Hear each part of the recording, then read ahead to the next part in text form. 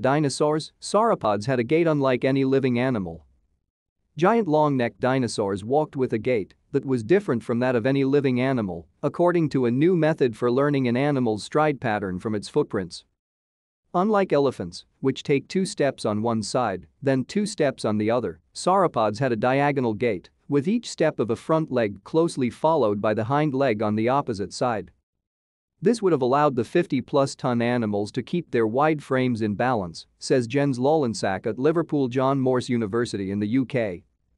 To stay up to date with latest top stories, make sure to subscribe to this YouTube channel by clicking the button above this video.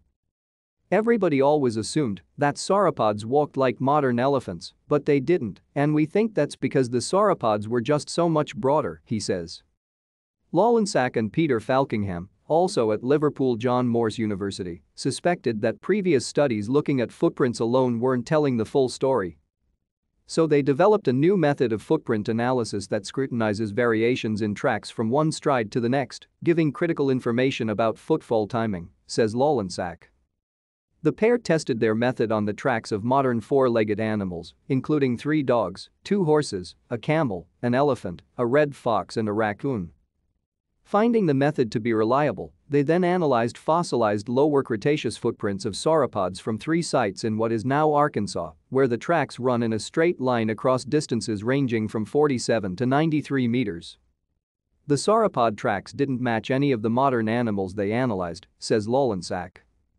Instead, they showed a gait that somewhat resembled a horse's trot, but instead of landing at the same time, the front foot touches down just before the hind foot on the opposite side. The sauropods were actually doing the opposite of the elephants, says Lallensack. This diagonal gait would have stabilized the giants by ensuring they always had at least 1 foot on the ground on each side. The only animal alive today with a gait somewhat close to that of the sauropods is the hippopotamus, which is also a heavy animal with widely set legs, but it has more of a trotting gait. The tracks were spaced more distantly from each other than those of modern animals, so these sauropods were really broad, says Lallensack.